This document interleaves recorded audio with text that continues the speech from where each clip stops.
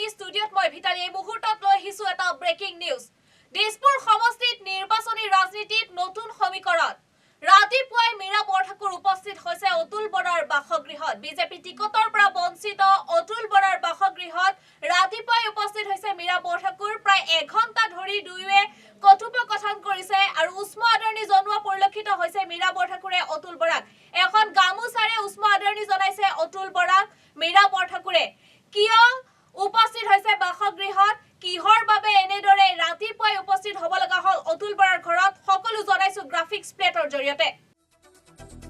আমি জনাইছো খেল আৰম্ভ হৈছে মীৰা বৰঠাকুৰৰ পুৱাই দিছপুৰ সমষ্টিৰ টিকটৰ পৰা বঞ্চিত অতুল বৰাৰ ঘৰত উপস্থিত মীৰা বৰঠাকুৰ প্ৰায় 1 ঘণ্টা ধৰি আলোচনাত মিলিত হৈছে দুয়োগৰাকী নেতা আগন্তুক নিৰ্বাচনৰ বাবে দিছপুৰ সমষ্টিৰ কংগ্ৰেছ প্ৰাৰ্থী মীৰা বৰঠাকুৰে অতুল বৰাৰ পৰা বিচাৰিছে দিহা পৰামৰ্শ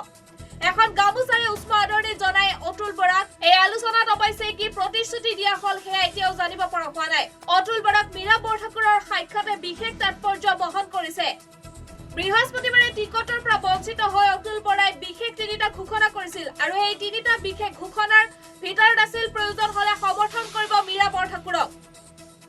আমি জনাইছো খেল আৰম্ভ হৈছে মীৰা বৰঠাকুৰৰ পুৱাই দিছপুৰ সমষ্টিৰ টিকটৰ পৰা বঞ্চিত অতুল বৰাৰ ঘৰত উপস্থিত মীৰা বৰঠাকুৰ প্ৰায় 1 ঘণ্টা ধৰি আলোচনাত মিলিত হৈছে দুয়োগৰাকী নেতা আগন্তুক নিৰ্বাচনৰ বাবে দিছপুৰ সমষ্টিৰ কংগ্ৰেছ প্ৰাৰ্থী মীৰা বৰঠাকুৰে অতুল বৰাৰ পৰা বিচাৰিছে দিহা পৰামৰ্শ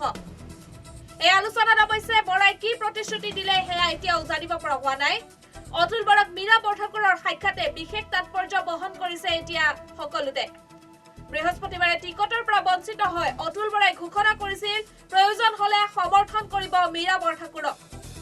আৰু তাৰে প্ৰমাণ দিবলৈ মীৰা বৰঠাকুৰ ৰাতিপুৱাই উপস্থিত হৈছে অতুল বৰাৰ বাসগৃহত